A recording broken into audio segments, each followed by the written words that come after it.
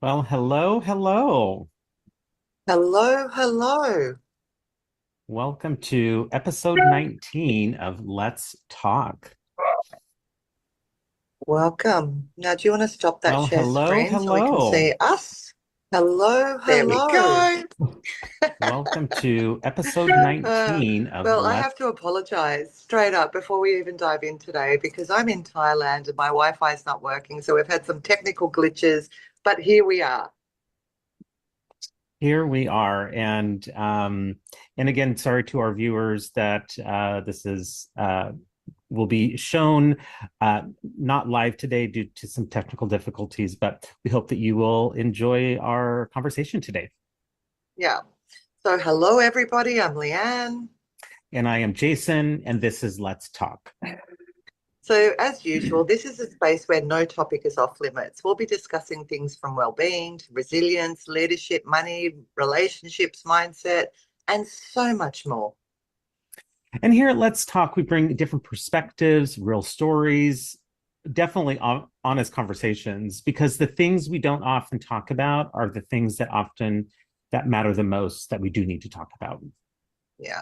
And our goal here is simple. It's to spark new ideas, shift your mindsets, and give you practical tools that you can use in your life and in your leadership. So whether you're tuning in today for inspiration, growth, or just a fresh perspective, let's talk. Let's talk. Well, welcome to another episode in the series of the neuroscience of being human. So far, we've kind of explored how the brain shapes our behavior, how our emotions influence our performance, how our habits rewire our reality and our future, why connection really matters to us, and how bias shapes our decisions. So we've kind of been on this journey over the last few weeks. And today, what we're going to talk about is something that's deeply human again, and that is courage, or more specifically, the courage to be seen, to be visible, to show up. And for most of us, that can be terrifying because for many people, the biggest barrier to their growth isn't their lack of ability. It's actually the fear of being seen. And I know that I have experienced that. And I'm sure, Jason, you have too, as we're doing more of this live stuff. So it's a great topic for us to be communicating about today. Absolutely, absolutely. And for two of us who are recovering perfectionists, like we always love everything perfect, no glitches. But, sometimes you just have to go with the flow. And that is I guess the amazing thing of being live, right? Is you go with the flow. So Yeah, I know that one of the things that I often say is that the show must go on, you know, and it doesn't matter what you're dealing with, you just have to step in and step up. So, absolutely. And as also a professional performer, for a number of years singing in foreign languages, I guess in front of an English audience, if you forget your words, you can just, say some words that sound like the actual language that you're singing in, and pretty much nobody knows, right? I um, love it. yes. So I want to talk a little bit about why visibility feels threatening. And why does it trigger so much fear? Which is a great question to start off with, right? And the reason why visibility why it triggers so much fear is it because the brain links visibility to social evaluation, right? That social evaluation of being judged, of being, oh my gosh, like what are they thinking of me, etc. So for most of human history in this area, right, being accepted by a group, whether it's a group of peers, family, etc., it meant survival. Like how you're seen means my own survival. So a lot of times people will show up not their authentic selves, right? Because they want to feel seen, they want to feel heard, they want to feel valued, etc. Because sometimes showing up as your authentic self will actually put you in this very vulnerable state that might get some rejection. Um, so just know that part of that social evaluation is survival. Also, being rejected meant danger, right? Like, oh my gosh, if somebody doesn't like my idea or the way forward that I see, it could be, like I often think of like teams in organizations, right? And if you're the leader or if you're part of senior member of the team that has an idea and you're like, oh, you know what? Like that idea is just, people are going to think it's stupid. It's because your brain is detecting survival and it's detecting danger. And we've talked in many episodes that, and I think it's what is it every 20 seconds, Leeanne, that our brain scans for safety. Multiple times a second, actually. Mm. Yeah. So it's constantly scanning the environment for our safety. And it's a very primitive response because back in the day, if we were on the savannah and we weren't part of the group, it meant certain death because we'd be eaten by the saber-toothed tiger. And although we've evolved as a humanity, we're no longer dealing with saber-toothed tigers, our brain still responds in the same way, um, which is quite fascinating, really. Yeah. So, and I think that was a good lead into is, how our brain has evolved over time, right? Because it's evolved to not look for that saber-toothed tiger to come eat you, right? But it's evolved to monitor judgment, which we have all experienced, status, where's my status in this group? Sometimes there's family status, there's work status, there's friends status.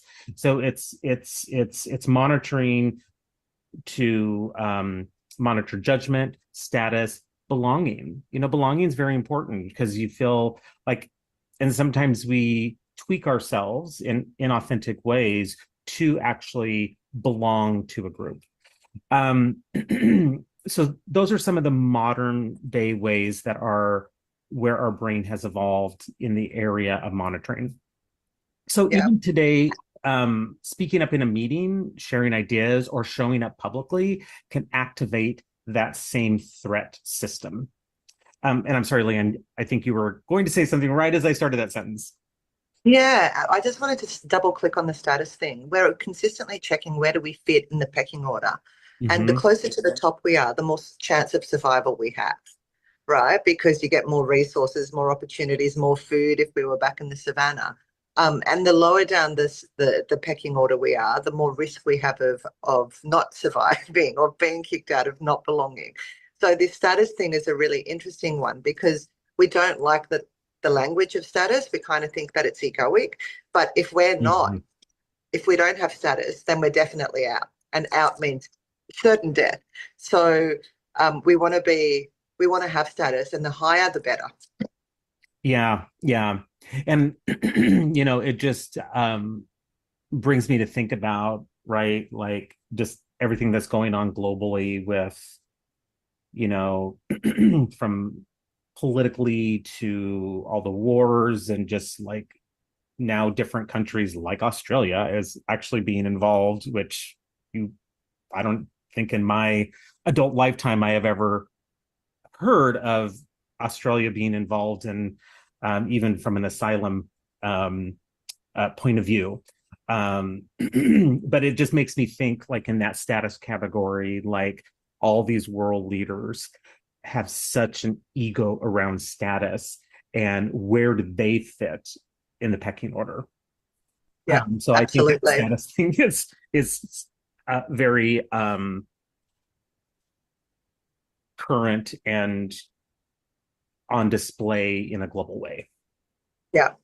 And you're absolutely right because before, us showing up would have been in our local community, in our workplace, and kind of limited to that. But now that we have this global connection, our whole idea of actually showing up and being seen and having the courage to be seen is not just from my own community. It's this whole global community now that can observe what we're doing, right? So it's very interesting. Yeah. So so I might continue talking then about fear in the survival brain. So what actually happens neurologically when we feel that fear? And we've talked about this at length over the previous podcasts that when fear kicks in, or we anticipate judgment or this social status irregulation, our amygdala, the threat detector center of our brain, detects threats. So it's like this alarm system that's consistently scanning the environment, and it's like warning, warning, warning, because it's detecting a threat. When that happens, our stress hormones activate. So cortisol, adrenaline kick into our body and prepare us for this fight, flight, freeze, or for this protection, this whole idea of self-protection. So what does self-protection look like? Well, for each individual, it can be a little bit different. It can show up as things like avoidance, where we know we have to do something, but we just don't do it. We avoid it at all costs. I know I've been there. We can Mhm. procrastinate. I know I need to do that, but I'm just going to do the cleaning instead or something else. Like we procrastinate and choose other things over actually putting ourselves on show. It can look like over preparing. And this is where the perfectionism kind of kicks in, right? Where we prepare and then we double prepare and we triple prepare and we make sure it's perfect. But perfectionism actually doesn't exist. It's the lowest form of showing up, because if we're waiting for something to be perfect, we're never going to show up because it's never going to be perfect enough. So we tend to do this kind of silliness in our mind of needing it to be perfect, and then it never is perfect. So then we never do it, as opposed to doing it kind of imperfectly and being okay with that. And then the other part of it is also staying silent. Like we just won't say what needs to be said. We would rather remain in silence and discomfort of silence rather than the terror of showing up and saying what needs to be said. And, in our social brains, because we are biologically wired to connect to people, especially in the workplace, we're biologically wired to show up, but also to keep ourselves protected and safe. So your brain isn't trying to sabotage you, it's actually trying to protect you. But the question you need to ask yourself is this actually serving me? Like my brain creating this avoidance, procrastination, over preparing, overthinking, all of this, it feels like it's protecting me, but it's actually keeping me small, right? It's not actually doing what it needs to do. So we really have to ask ourselves, am I just sitting in a fear response right now? Or does this thing really need to be a little bit better? And more often than not, it doesn't. It's us putting in the blockers to our existence. Yeah, and kind of as you were talking through those those that list of what it could look like, Leanne, kind of two things came to mind. One thing that came to mind was entrepreneurs, right?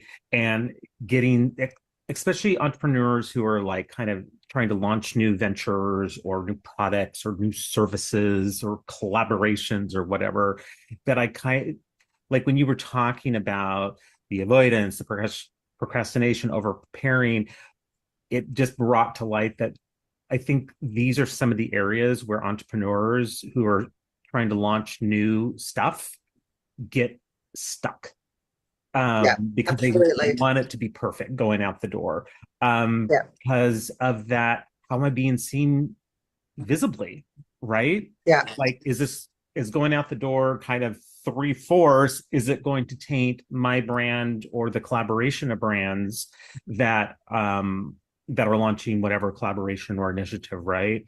And then what also came to mind, which I know we'll be talking more about next week in regard to the wealth brain, is when it comes to people getting their finances in order, or they may be financially struggling, of like, how am I going to get to that next level? That it's easy to avoid, it's easy to put on the back burner, um, absolutely.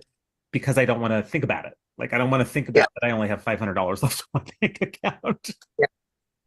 And Uh, it's interesting that you brought in this idea about the entrepreneurs, Jason, because one thing I often share with my coaching clients is done is better than perfect. Done is better than perfect. You can always amend things, you can always polish things, you can always do things better later, but just getting something out there is better than nothing at all being out there. And what I've come to realize truthfully through the work that we do is that vulnerability is actually what connects people. So if I do something and it's imperfect and I can kind of giggle and go, oh, well, it wasn't great, it wasn't my best work, but I'm now adapting that. People actually relate to that more than this polished, shined perfection kind of thing that comes out. So it feels terrifying to not have it perfect. But the truth is, we actually connect more deeply with people when we're Yeah. imperfect. And I think that's something that we need to consider. Like, I know for me, if somebody, stumbles and has a bit of a laugh at themselves and tries better, I much more relate to that because I can feel that and I've seen that. Whereas if somebody shows up as too polished, too perfect, it almost puts them on a different level and there's not as much relatability. Um, so I think it's an interesting conversation around this showing up, especially for entrepreneurs who want it to be perfect before they push it out. And I know because I struggled that, I know you struggled that. Like we often have to put our perfectionist in check, right? And go, done Absolutely. is better than perfect, and just get it done. So it's an interesting conversation. Yeah, yeah, because I mean, it makes me think about like when we were just beginning conversation about Let's Talk, right? That like July of last year, and we launched, 3 months later. We didn't have everything perfect. I mean, we had some things like our branding and our like backgrounds, and all that kind of stuff. But even those things have been tweaked along the way, as different comments and suggestions and all that come in, right? But yeah, it's super interesting on this visibility front and just how much our inner dialogue kind of takes over and it's like no no no no no no no no no no no no no no no and then it's like before you know it's like a whole another year has passed and it's like Yeah, shit, didn't get anything yeah. done. I mean, you know Like all the things that I promised myself I would do, I still haven't done. And yet I've done all of this other stuff, busy work, but it may not be the work that actually gets me seen. And that's yeah, the part. yeah, absolutely. So again, I just want to reiterate that the brain isn't trying to sabotage you, it's trying to protect you. And I really want people to hear that because I think sometimes we can be so harsh on ourselves without understanding actually this is just my brain doing its natural thing to protect me and I can choose differently. Absolutely. Yeah, and I think what it comes down to, right, which leads into this next section around our inner critic and self-doubt is that magical area of self-awareness. I mean, because we will all have those inner dialogues, but it's that self-awareness that I always kind of use the visual of kind of like the swirl down, right? Like if your self-awareness can catch you at least halfway down or a fourth way down, then you can come back up to the top. But it's when you don't have that self-awareness that it just, then it's a lot more work to like get back up here.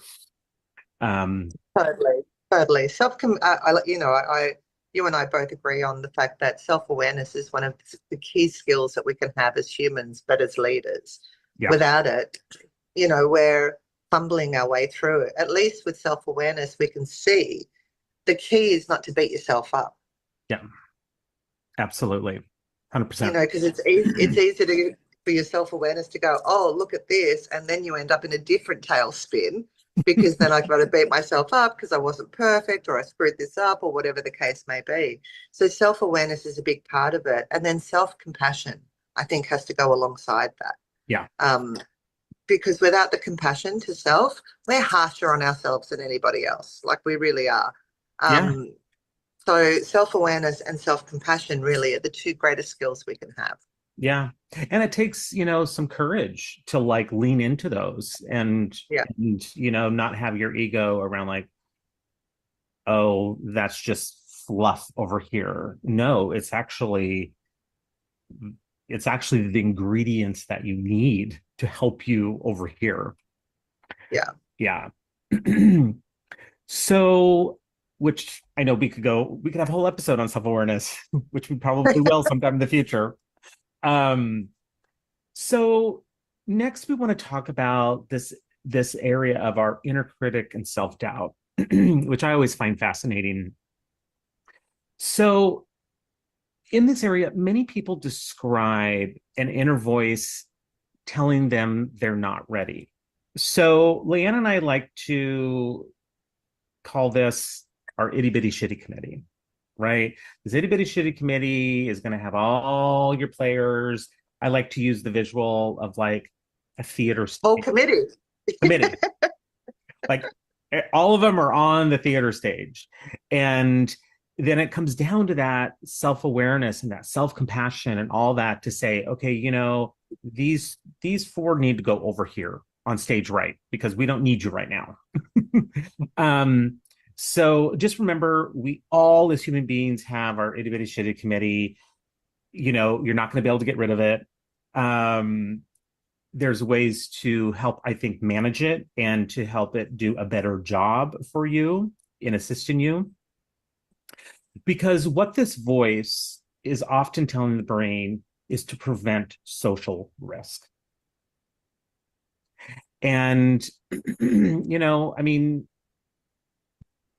nobody likes to be in social risk, right? But that's where it's like if you can get your itty bitty shitty committee managed and those committee members off to stage right and stage left that don't need to be part of the conversation or part of whatever's going on, then you're going to be in a much better place to be less at social risk. And you're going to be able to move forward more confidently with more courage, et cetera, et cetera. Can I just say Yeah. something to that? Because one of the things that I think people need to realize, Jason, is that we are not that internal voice. Yeah. A lot of people identify with that voice being me, and it's actually Mm-hmm. not us, right? It's just a protection mechanism kicking in. So creating that separation. And when you talk about the committee, like literally, there could be a whole committee of voices in there. Um, and sometimes some of them are on loudspeaker, like it's loud, right? It's loud. And to realize, hang on a second, I'm not that voice. I can observe the voice, but I'm not that. I'm not this feeling that's coming up. I can observe the feeling, but I'm actually not that. Um, it allows us to have some freedom. And I remember years ago, I did this workshop and they talked about naming the different parts of the voice. So Mm-hmm. it'd be like, oh, there's whinging Willow, or there's nagging Nina, or there's, down Nora, or whatever the case may be. But actually starting to distinguish the difference between the voices in our head, because we all have it. And most people identify that that's me, but it's actually not. It's just a part of us that's trying to self-protect. And we can observe that without believing that. And I think that's really useful for people to understand that you're not the voice and you're not your feelings. They're just something that show up. And if we can observe them, they will pass. It's only when we pick them up and play with it and absorb it that it becomes an issue for us. Yeah, yeah, and I often do this work with my coaching clients actually for them to get very present with their itty bitty shitty committee because Yeah. what I have found that most are not. Yeah. No. No, they try to suppress it. And the more they try and suppress it, the louder it gets almost. Whereas if we could acknowledge it, Mm-hmm. it's by acknowledging it, we're taking the onus or the enormity out of it, right? It's like, oh, there's that voice again. Yeah. Um, and then it becomes something separate to us. It is not us. And I think that's really is such a big part of the work that we do is Mm-hmm. distinguishing the difference. Yeah, absolutely. Because it's just when I've done this work, it's just amazing, like the ahas that like the light bulbs that come on. They're like, oh wow, you know, like, you know, um Loud Lucy is on my stage way more than I need her or on the Yeah. stage. And so, Yeah. it's that also that self-awareness when they become more in tune with who their committee is and that Yeah. it's not them, but it's like you have to manage who is on and who is off stage. Yeah. Um, and it's just and it's a helpful um tool for their toolbox that can be that they can be help managing them during, you know, during a meeting or during a retreat, or, you know, often, or if it's with family, right, where you can be managing who's on and who's off and nobody even knows that you're doing it. Yeah. um, And also being grateful. Like one of the ways that I know for me that I found an easier way to do that is to actually say, oh, it's little Leanne here. You know what I mean? That's chucking a tantrum. Okay, what's the message you're trying to give me? Okay, you're asking me to be cautious. Thank you for the message. I've got this. So you can actually kind of have a conversation, get the gold. Like, what is it that you're trying to do? You're trying to protect, you're trying to this. Awesome. Thank you for the message. Now I've got this. yep. And so you're not suppressing it, you're not ignoring it because that can feel terrorizing as well. You're actually hearing the messaging, but then you, as the adult version, the competent, strong version of you, can then take control. Mm-hmm. Um, and I think that's useful because we want the inner voice to show up because that's part of our intuition system, but we also don't want it to rule our lives. Like I often say, our mind is a terrible, terrible master, but a wonderful servant. So if I can use my mind and it can give me a warning, but then me as the master go, okay, thank you for the warning, I'm going to behave like this, then we're using it to our advantage as opposed to it using us. And Yeah. that's the difference. Yeah. You know, and what made me think when you said it, you know, our internal intuition system is that, you know, I'll just kind of go on a little, and then I'll come back, is, you know, like our younger generation, right? Who just relies on technology for everything. And they don't use their internal gifts like their intuition. Yeah. So, you know, like I think it's really, you know, from a generational standpoint, I think it's kind of really up to our generation, Leanne, you know, which is considered the sandwich generation between boomers and millennials and then Gen Z, you know, and all that, to really help give these skills to the younger generation to like be able to tune into their self-awareness, to be able to like, what does it mean to use my intuition? What does it mean Yeah. to like, you know, recognize this itty bitty shitty committee? You know, it's like you can't use this for everything. You can use it to learn some stuff, but you know, there are parts of being human that you have to lean into the human experience to actually get that, okay, this is what intuition is, this is what self-awareness is. And I feel that that's slowly being lost from my observation. And I really think that it's up to our generation to help, for lack of a better word, save that and help give that to the younger generation. Yeah, it's almost marrying technology with our internal state, right? And Yeah. having both of them present because one without the other isn't useful.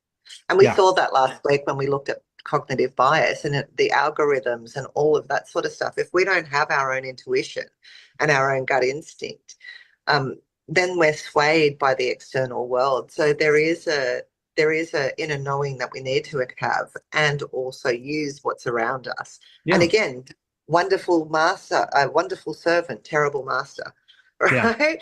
Like we need to kind of navigate all of that space. Yeah. Exactly. So to kind of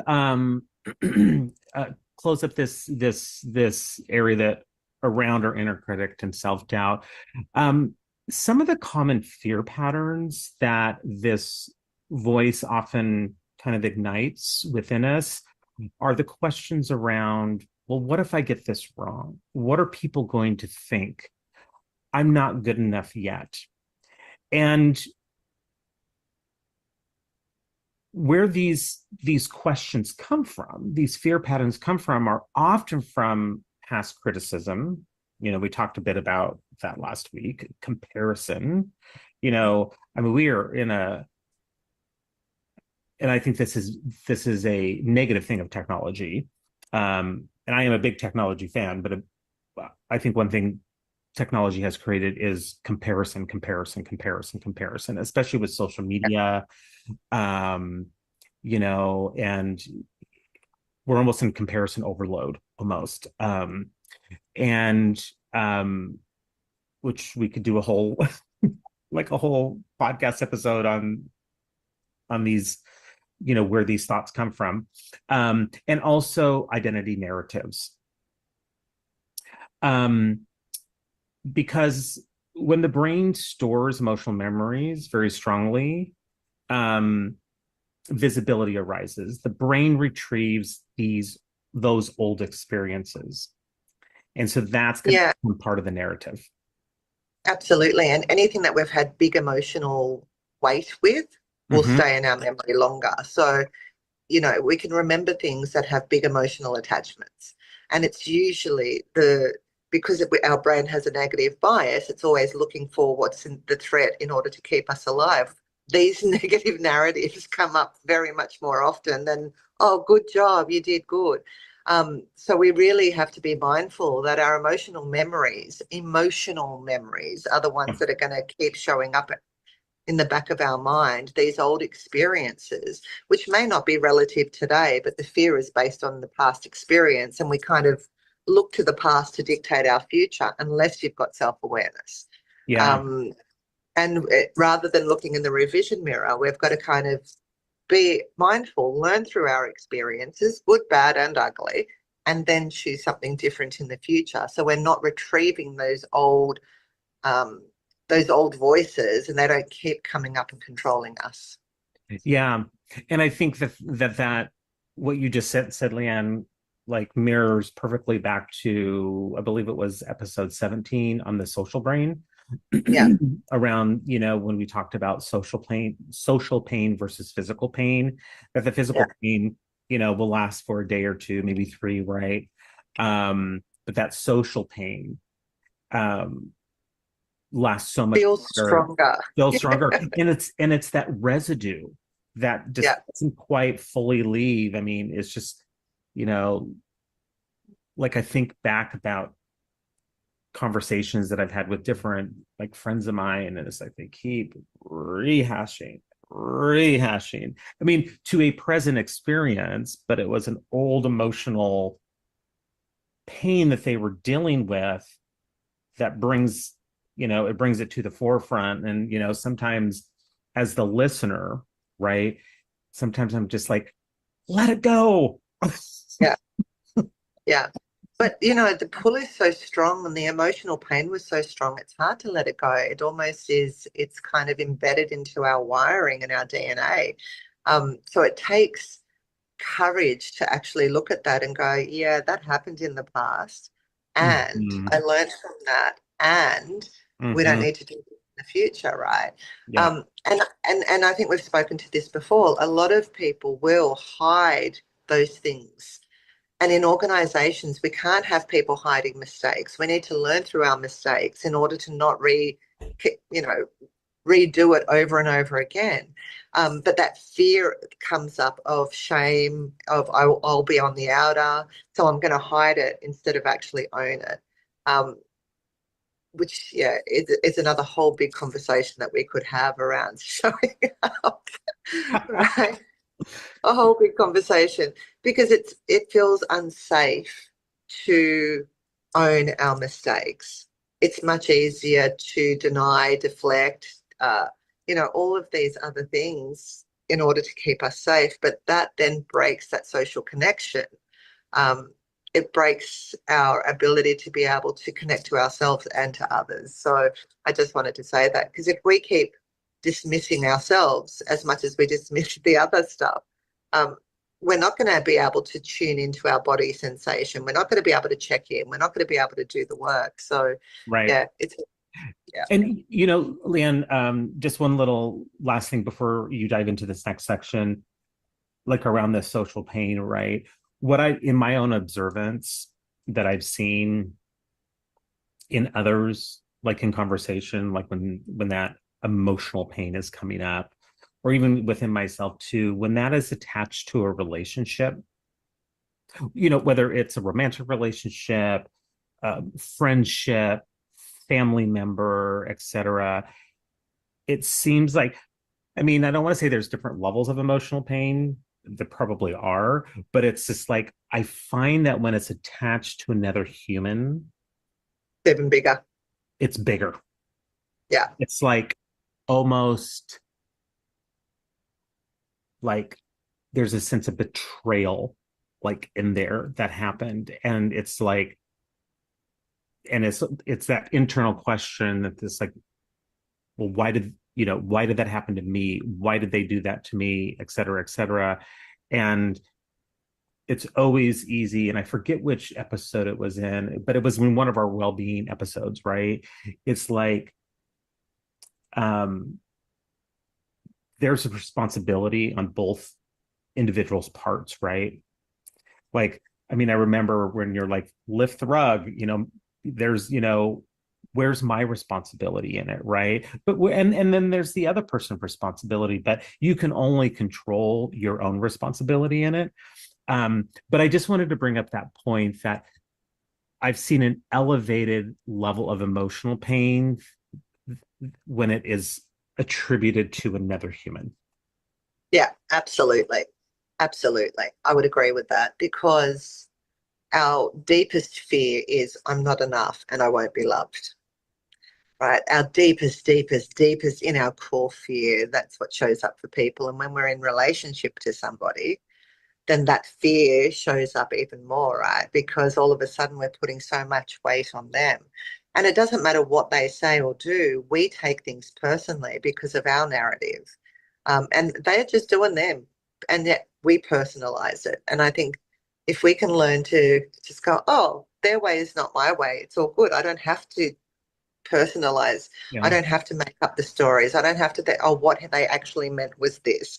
Because we do that all the time. Somebody says something and then we get into our head and we add fuel to the fire and it becomes enormous. Um, whereas in reality, they just said what they said, and I don't have to make that mean anything more than that. But we Yeah. are little meaning machines. We add meaning to everything as part of our biological um, safety mechanism, Yeah. right? So, which kind of leads very nicely into the how do we actually rewire courage now? And Mm-hmm. I think the first step is to really normalize the fear. We all have it. Fear is not something weird that only limits to me. The fear is a visibility or fear of visibility is a biological trait. It's not a weakness. We all suffer it. And I think when people can understand this, then that shame part drops.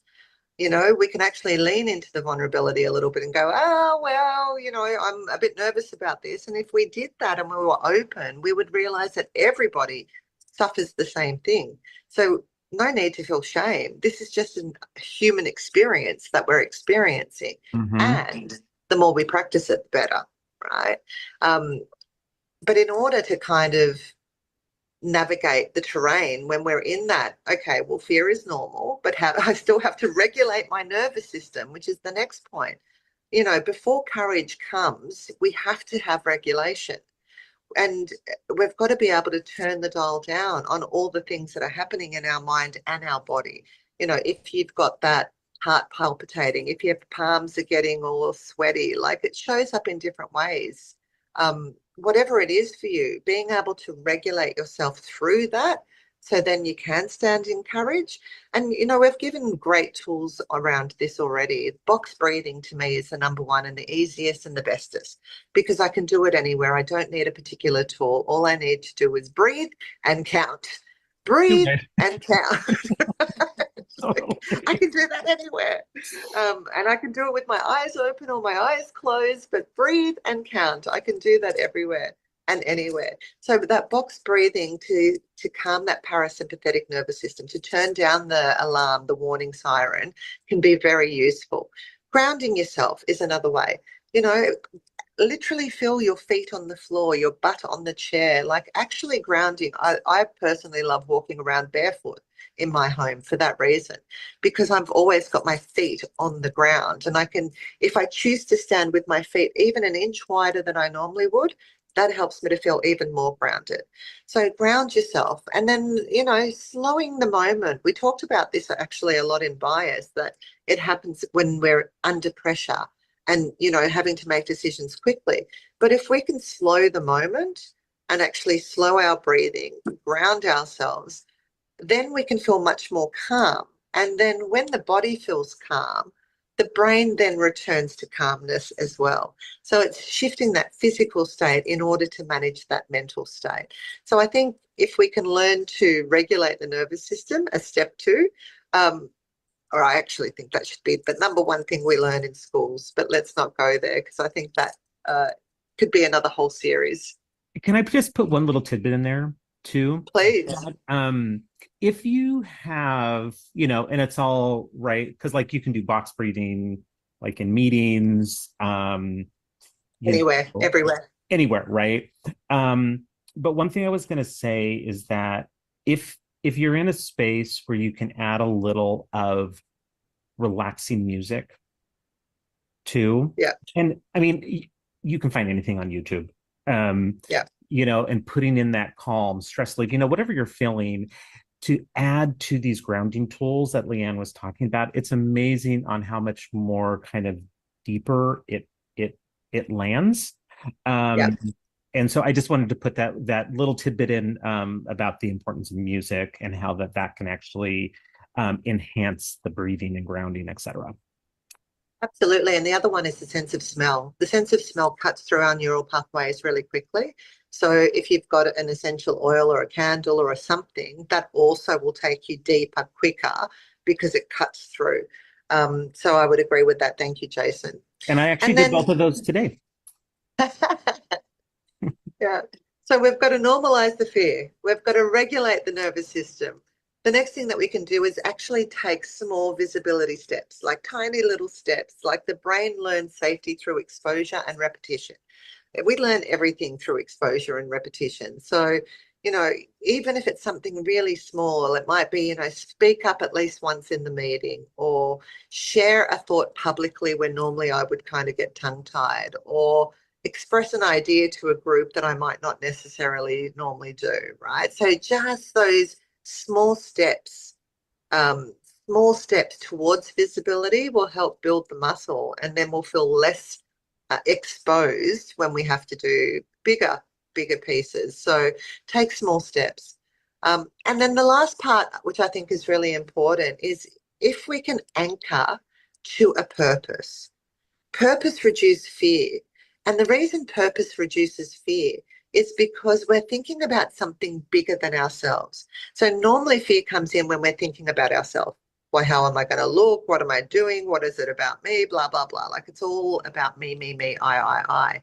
But when we actually can anchor to a purpose, to a vision, to something that's bigger than ourselves, our brain shifts from what will people think about me to, oh, what impact could this have? Mm-hmm. And that increases courage, right? The impact to others, where we can actually feel like we're making a difference and we're contributing and we're doing something of benefit, then shifts the focus from me to external, and that can often help.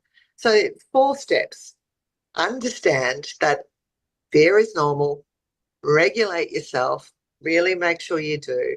Take those small visibility steps in preparation for the big ones, like build the muscle, start small, and then link it to your purpose. And that will then pull you forward as opposed to you having to kind of swim up paddle, right? Or upstream.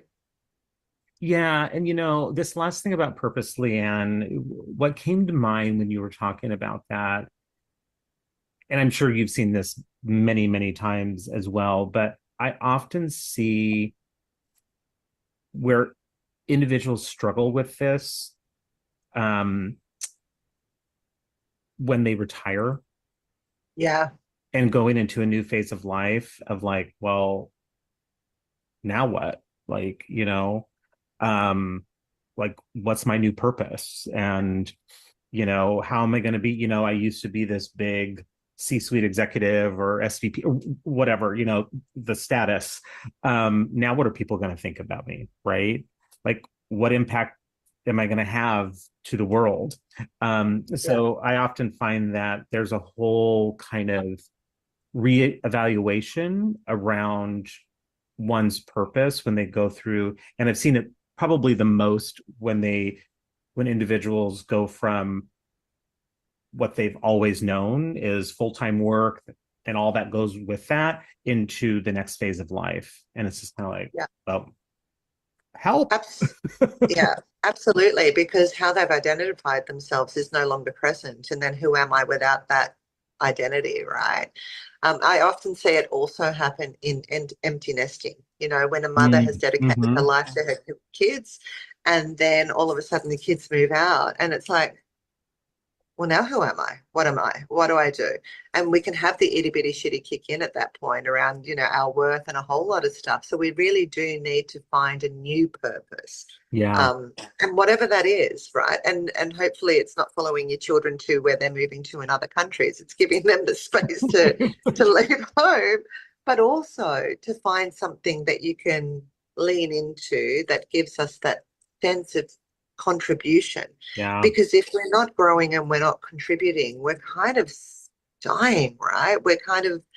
So we need to find something else to fill the space. Yeah. Yeah. Yeah. Um, I mean, we don't have kids, but I can only imagine, when it's like the last one's about to fly out of the nest, it's just like they don't need mom like they used to, or dad. Yeah. And I've seen some friends who've gone through a like, because their whole identity was wrapped around their child or kids. And it just, you know Like that. Like yeah, that. exactly. And I've also seen it where, where parents will, if they're moving to here, I'm going to move there too. It's just like, no, you got to give your kids space to like fall down and get back up and learn how to be an adult. And, not saying that they're not going to lean back into mom and dad when they need to, um, but yeah, I've observed what you said in like several friends of mine. Yeah. And it's fascinating to be the observer, and be the compassionate listener, Yeah. in those Because, situations. because their whole life, their whole identity, everything that they've that has made them feel important to date is changing, Yeah. right? And it's not about the kids at all. It's about how you see yourself in the world. And I remember when I went from a career to becoming a mother, I remember hitting the wall and thinking, shit, who am I now without my career and my status and my car? Like that's how I had identified myself. And my father actually said to me, he said, Leanne, you're the same soldier. It's just a different plate, like battlefield. Like, but everything that you've learned in that role, you're going to carry into this role as Yeah. motherhood. And then everything I learn in this role, I'll carry into my next role. And it Yeah. helped me go, okay, I'm still the same person with all of that. I'm just shifting the terrain. But Yeah. I know that I absolutely felt that. Like I felt the tension between who am I now and leaning into this new thing called motherhood, which I mean, I loved it, but I just didn't know if I would love it. But I remember going through the suffering of my old identity versus who I am now and that kind of kerfuffle. And now that my kids are kind of growing up and they're getting ready to move out of home and they say it, I can't wait to move out of home. I feel like I've been sucker punched in the gut. Well, right. And with your first two as twins, I mean, it's like And you got twins. motherhood times two, and then it'd be moving times two. Yeah. And then I have to remind myself, actually, this was my role to make them ready to leave the house. Like, that's my role, to make them well adjusted humans that can actually stand in their own power and do that sort of stuff. But that doesn't, even though I know that logically, the emotional part kicks in. And this is where we have to regulate, right, our stuff. So we're not projecting that onto other people. So, yeah, Yeah. we can talk for hours about this one, but I won't. We have several new topics, just that came from Several. this episode. So, before we go into our top three tips, just to kind of close out this section, is that courage isn't about the absence of fear; it's the decision to move with the fear. So I'll say that courage isn't the absence of fear; it's the decision to move along with it. Yeah. And I think that's a very, very important awareness, tip to have, because sometimes we can get so just in the hamster wheel, um, around it. But if we use that little reflection, it's amazing how it can take you off the hamster wheel and move you a little bit, forward in the direction that you're trying to move. Yeah, absolutely. All right. So I think we're ready for our top tips. Go for it. Awesome. Okay. So from today's conversation at Let's Talk, courage and visibility, the biology of bravery. The top three tips that came from Leanne and I's conversation today is one, fear of visibility is rooted in survival wiring. And, you know, like we were talking, so, it's so easy to default into past emotions, past narratives, etc. And fear loves that. It's almost like a playground for it. Yeah. So I don't know if there's anything else you wanted to add onto that one, Leanne. Yeah, and I think just normalizing that this is normal. It's rooted in our survival mechanism. It's not I think one of the things that we often do is we think it's personal to us, Oh yeah. and it's not. All right. So just being able to understand that it is part of our wiring, it is part of survival, it is normal, and I can choose differently. Yeah. Yeah, because I think sometimes a lot of times people get rooted in how they used to be seen, Yeah. or what a former purpose was, um and kind of in that hamster wheel. And and then it's easier and almost more comfortable to stay in that than move into something new that's unknown, of where it's Yeah. like, okay, this is a little risky, and how are people going to see me? Are they going to judge me? So it's almost more easy to sit in the dysfunctionalism versus powerfully moving into being comfortable with the uncomfortable. Yeah. Yeah. Absolutely. Yeah. And then, secondly, the brain interprets judgment as social risk. I know we talked a lot about that in today's conversation. And then, thirdly, courage grows through small, repeated actions. So it's that new wiring that's taking place. And soon that new wiring will become hardwiring, and it will be the new default. Um, so the more we can create positive experiences, with deeper levels of awareness, self-compassion, um, being also a compassionate listener to others, then those more new positive defaults are going to feel better, Yeah. than some of the old fear-based, that didn't feel so nice. Yeah. Anything else you want to put in here before we move into top resources? No, I just think sometimes the reminder that we're all human beings, we're all humans having a human experience, and all of us feel fear. All Yeah. of us feel a lack of confidence. All of us feel this. The question is, can you feel that and move through it, or do you get stuck? And hopefully after today, by having the awareness that others, we're all we're all having the same things, it gives you the confidence to go, I could maybe lean into a little bit more. I can maybe do one little thing differently. Because confidence really is the breeding ground for everything good in our lives, right? If we sit with fear, we're not going to have the lives that we're hoping to have, because we're limiting our exposure, we're limiting our ability. So I just wanted to kind of double click on that. I think this one is such a big topic. Yeah. Um, And what's interesting when you said that, that brought back to me, I was watching this short video on an interview with Michelle Obama, when she was talking about her mom at the end of life. And you know and her mom was like, wow, that went fast. yeah, And she was like, what went fast? She was like, life. yeah, it does. It goes, and the older we get, the faster it gets. Anyway, Exactly. So yeah, so it's like, do you want to be in a hamster wheel on tip number one, or would you rather be in a hamster wheel for tip three? I think yeah, I'd like tip three.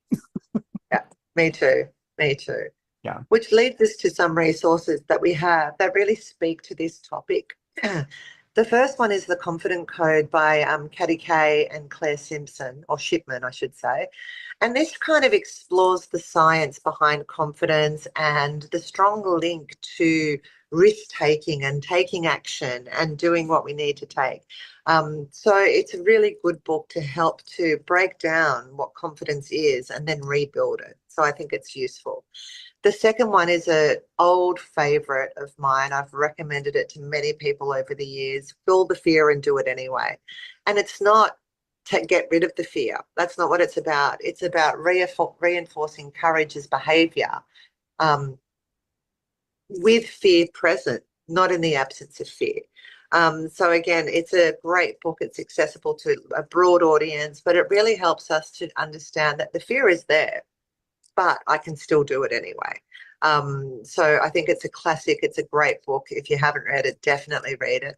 And then we come back to our favourite, Dr. Brené Brown, because she's got so many books on and so many resources on this whole idea around vulnerability being the birthplace of courage. And we kind of talked about that. You know, if we can be vulnerable and truthful, it reduces shame, reduces fear, reduces the concern about judgment and visibility, because highly relatable leaders and entrepreneurs are human who make mistakes too. So having this idea about sharing vulnerability and being truthful can really make a huge difference in how we show up and how others then show up. Because vulnerability is not weakness, it is the birthplace of courage. Mm-hmm. And the more that we kind of hide and have that shame, the more we're being, or the less we're being vulnerable, right? So it's kind of, okay, which one do you choose? And then the last resource is a TED Talk by Susan David. And Susan David explains emotional intelligence very, very well. She's got a few good books that I've read. One is called Emotional Agility. But anyway, this TED Talk explains again the emotional avoidance that we have versus courage and leaning in. Mm-hmm. And it again reinforces accepting fear rather than suppressing it or trying to get rid of it. Just accepting that it's there. It's a warning signal. Thank you. And now what do I choose anyway? So a great resource. And again, I think it's useful that we learn more of this stuff, because when you understand the brain, fear then becomes something that you can work with, not something that has to stop you. Yeah. And I think that's the key. It's not about being stopped anymore. It's about this is happening and I'm choosing to be courageous anyway. So that's the top tips for today, Jason, Yes. And as and always, resources. yes. And as always, we will put these top recommended resources in the YouTube channel that's associated with episode 19. And moving on to episode 20, which is our second to last episode in the series, which is crazy just on how fast this time has gone. Episode 20 is going to be on the wealth brain, and that money lives in the nervous system. Yeah, I know, Leeanne, since money and finance is one of your sweet spots, it is. anything additional, any little nugget you want to give to folks on for this episode? No, the only thing that I want to say is that money is one of the things that triggers the most amount of fear in people, really. Relationships break down because of it. You know, our relationship to money and where it sits in our nervous system has a big impact on how we show up in life. So being able to pull this apart a little bit and actually understand it from a different perspective, because as you said very early on in this conversation, wealth is one of the things that people will avoid at all costs because I don't understand it and it becomes overwhelming. So I'm just not even going to look at it. So Yeah. we're going to kind of lift the rug and look at it and actually talk about it, because money matters. Um, and if we can have conversations about money without all the shame and, you know, it's a taboo subject and we don't discuss money, like we have so much conditioning and programming about wealth, that no wonder we struggle with this in our nervous system. So I'm looking forward to the conversation next week. Yes, and it actually happens to be during the week of St. Patrick's. So a little bit of luck in there too. So Absolutely. So it will be next Wednesday, Pacific Coast time, 3:30 p.m. Because of the time change, and Thursday, March 19th, still at 9:30 a.m. AED time. So Yeah. with that, we just have one more in this series, which will be on identity upgrades, becoming the future you. And then we will be announcing our new series as well. So stay tuned for that. And with that, I think we're ready for our close. Think we are too. So, as always, everyone, thanks for joining us today at Let's Talk on today's conversation of courage plus visibility on the biology of bravery. Yeah, we hope it sparks something new, a new insight, a fresh perspective, or just a question that's worth exploring now. Or even just something that you're willing to lean into that you might not have been willing to lean into before. Exactly. And as always, here at Let's Talk, our mission is simple to have the conversations that matter and to remind you, you don't have to figure out this big, complex thing called life alone. We are here to give you tips and tricks and tools for your toolbox and to have the conversations alongside you. Yeah. So if you enjoyed today's episode, please share it with a friend, like, subscribe, do all the things because we really want you to keep the conversation going with us. Exactly. Because when we talk, We really talk. and anything is possible So let's talk. with real conversations. Limitless possibilities. Thanks, everybody. Thanks, everyone.